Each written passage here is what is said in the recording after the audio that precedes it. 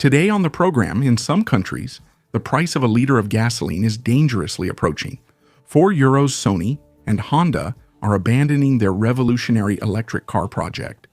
The Leap motor T03 is experiencing unexpected success in Europe, mainly thanks to its price of 4,900 euros. And the new Renault Twingo will see its price drop in a few months to get closer to 10,000 euros.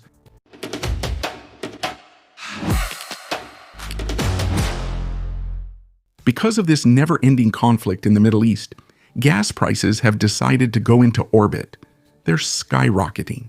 In France, finding a liter of diesel for less than 2 euros now takes an archaeological dig or a miracle. Diesel is now averaging 2.15 euros per liter, a stratospheric increase of more than 27% in just 1 month. 95 octane unleaded isn't far behind, averaging 2 euros.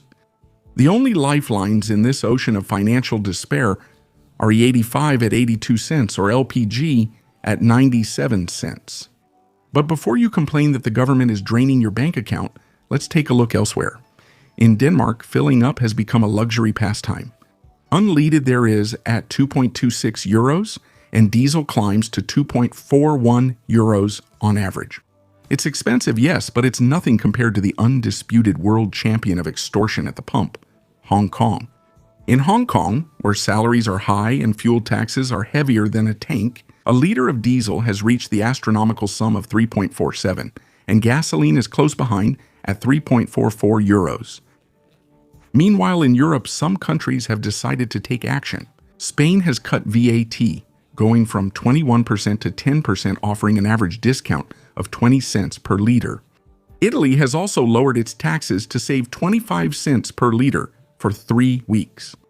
And what about France in all this? Well, France is doing nothing. The government, through its spokesperson, Maud Brejon, has declared that whatever it takes is over. France can no longer afford it. The 40 Million Motorists Association is furious and accuses the government of showing contempt for the French people. It must be said that with 60% taxes on fuel prices, the association is demanding the immediate suspension of energy-saving certificates, a disguised tax that alone adds 15 cents to every liter. So how long will the French government be able to maintain this inflexible position? That's the big question. Because if the truck drivers, fishermen, and taxi drivers decide to block the country, the situation could become much more complicated to handle. Now let's talk about an industrial disaster so spectacular that it would make the DeLorean look like a commercial success. Do you remember that brilliant idea of marrying Sony's technological genius with Honda's mechanical expertise? Well, forget about that. The Afeela project has just been sent straight to the scrapyard without even stopping by the dealership. Just imagine the scene. It's 2022. Sony and Honda are patting each other on the back, creating the Sony-Honda mobility joint venture and promising us the moon. An electric sedan, the Afeela one, scheduled for the end of the year, followed by an SUV. Production had even started in the United States.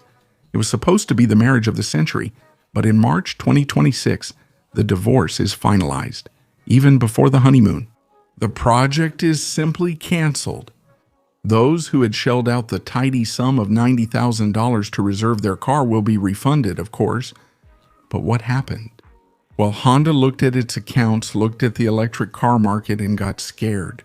The manufacturer decided to cut back on its future electric lineup, canceling the Zero Saloon and Zero SUV models in the process. The problem is that the Afeela was based on the same technical platform, the famous Zero Series, and without this base, the Afeela can't see the light of day. Yet on paper, this car was a real spaceship, featuring no less than 40 sensors for autonomous driving, 18 cameras of LiDAR, 9 radars, and 12 ultrasonic sensors. Sony had put all its expertise into it, backed by 10 years of experience with BMW on passenger monitoring. And of course, it was supposed to be the first car in the world to feature PS Remote Play. You could play on the PS5 directly on the infotainment screen. But, well, without wheels and without a chassis, it's just a very big and very expensive game console. The truth is, releasing a sedan for $90,000 with less than 500 kilometers of range was a very risky gamble. So risky that Honda preferred to swallow a bitter pill of $15.8 billion in losses to refocus on things that really make money. Next, at Leap Motor, they're popping the champagne thanks to the T03. If you've never heard of it, that's pretty normal. Just a few years ago, this brand was about as well known as an Uzbek curling player. But today, backed by the giant Stellantis, it's turning the European market upside down like a pancake. In 2025, Leap Motor sold almost 600,000 cars, which is double what they sold in 2024. And after 10 years of burning cash, they're finally profitable. And the real star of this heist is the T03. This little electric city car, which has been making its way around Europe since 2023, actually climbed to 4th place among the best-selling electric cars on the continent in February 2026. And this success is partly due to the Italian market, because over there, it's sold for barely more than a bicycle, 4,900 euros. So how is it that it's so cheap on the other side of the Alps? It's simple. In Italy, the T03 is priced at 15,900 euros, making it one of the cheapest electric cars available.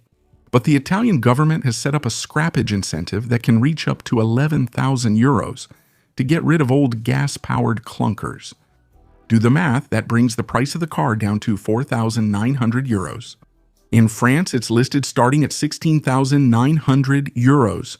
It doesn't qualify for the CEE incentive because it's made in China, but it's enough to give the Dacia Spring a run for its money.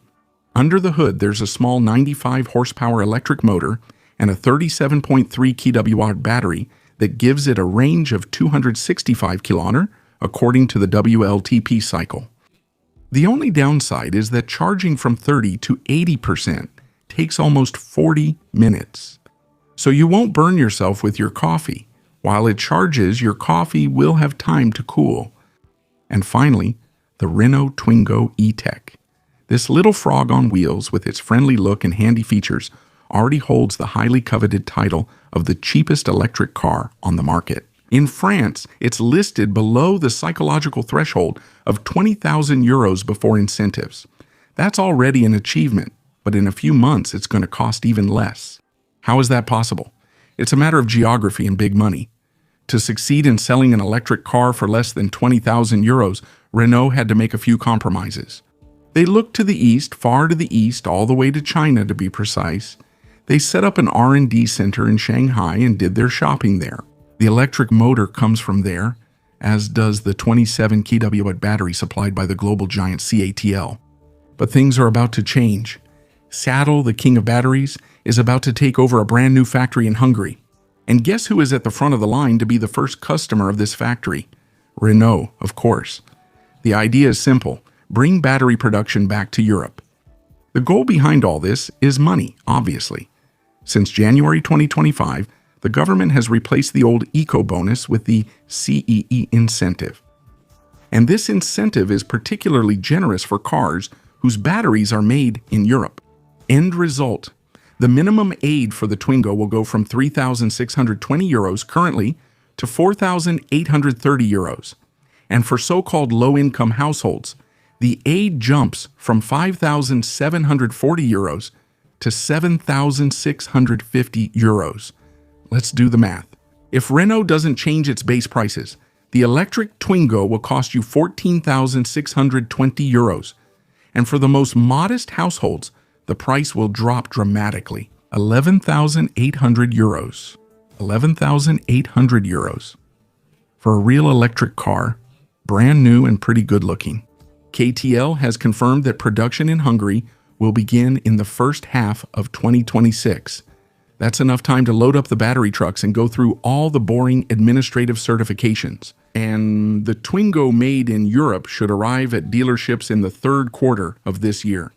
So, would you be ready to go for this brand new electric Twingo if it's offered for under 15,000 euros or even under 12,000 euros? Let me know in the comments.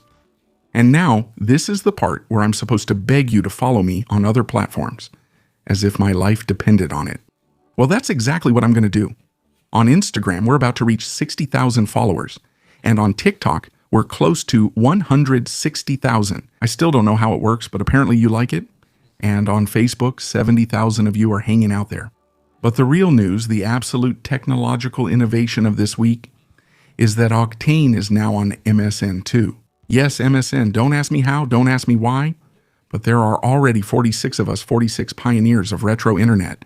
It's exclusive, it's cutting edge. So go ahead, click on the links in the description or in the first pinned comment. Join the horde or don't. But if you don't, I'll make them every day. Videos that talk only about the Fiat Multipla and the Pontiac Aztek. So it's up to you.